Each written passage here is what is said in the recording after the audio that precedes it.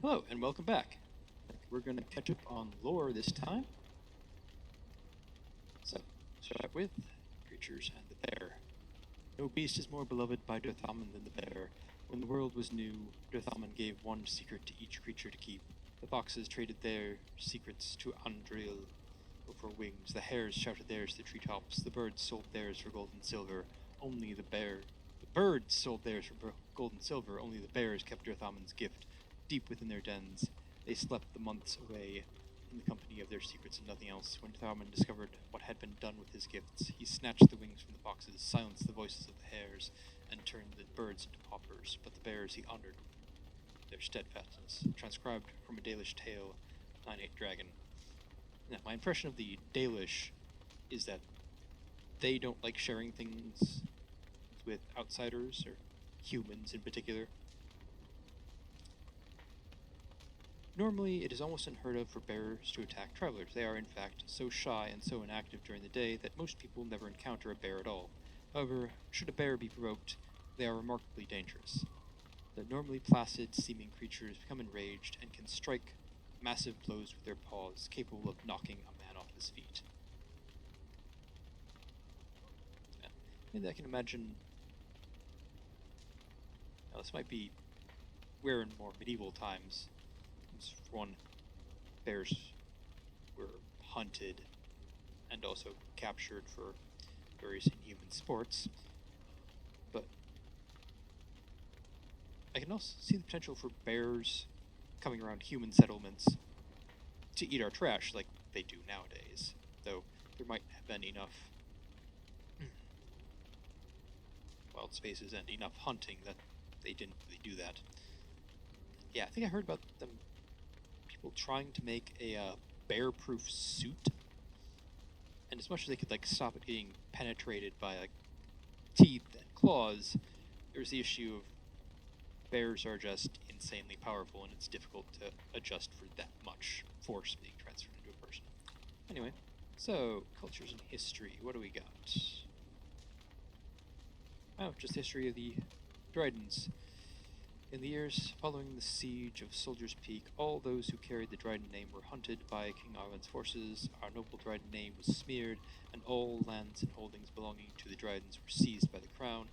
The king feared that the rebellion started by Sophia would be kept alive by her loyal friends and family, and anyone with connections to the Drydens suffered greatly. It is little wonder, then, that the few mating Drydens found themselves with no allies and nowhere to turn. Tobin Dryden, Sophia's brother and guardian of her young son, had no choice but to flee for Eldon. Tobin brought passage to Antiva on a merchant vessel and traveled under the name de Rocher.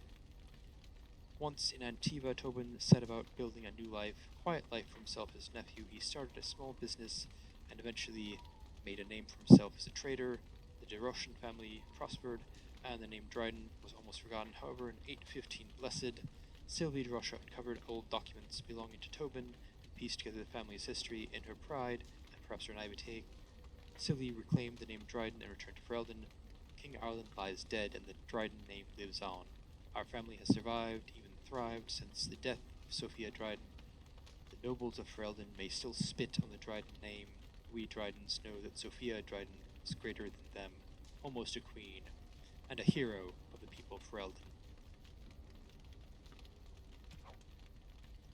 Characters. A little bit more. Alistair, his mother was a serving girl who died when Alistair was very young. He was raised by Eamon Merwin, Earl of Redcliffe, for a time. The Earl's wife, Isolde, suspected the reason her husband took an interest in the welfare of a servant's child was that Alistair was Eamon's son. She insisted that the boy be sent away to the chantry. Sophia Dryden is Ferelden's light and her most brilliant jewel. Nothing on this earth can ever quench her fire. Arlessa Sophia Dryden was the young Arlen's rival for the throne of Ferelden. Dryden was a strong and charismatic leader with much support from the Banorn. When Arlen finally won the crown, Dryden refused to relent. She pushed her claim, was caught, and accused of treason. Her sympathizers continued to support her, however. In order to appease them, Dryden was spared execution and forced to join the Grey Wardens instead.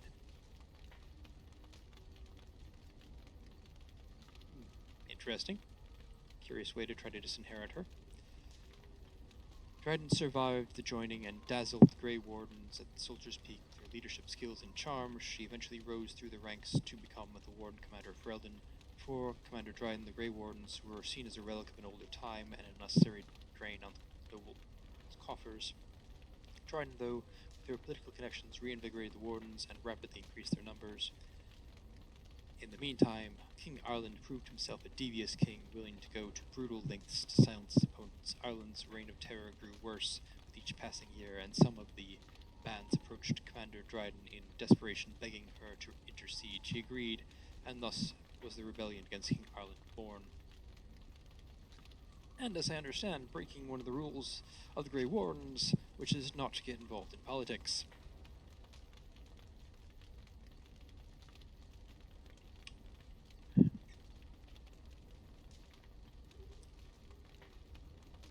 Admittedly, it would be kind of difficult for such an order to not end up involved in politics, because you need funding, you need resources.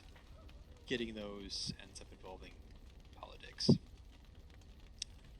Ireland learned of the rebellion and took steps to end it. He publicly suspended all tithing to the Grey Wardens and declared that they were no longer welcome in Ferelden. Some of the Wardens, mindful that they were supposed to remain politically neutral, felt disgraced by Dryden's involvement in Ferelden politics and left her side, even as the king's forces lay siege to Soldier's Peak. The siege took months and ended with the death of Sophia Dryden.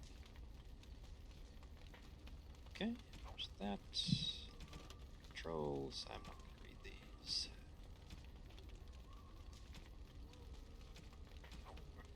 Quest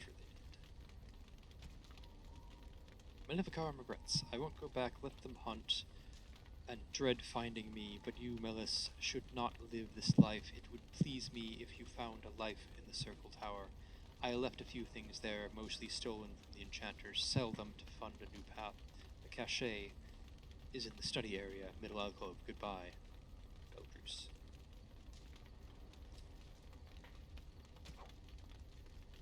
Okay, and that's all the lore for this one. Thanks for watching. I hope you enjoyed, and I should be back, in a week with more gameplay.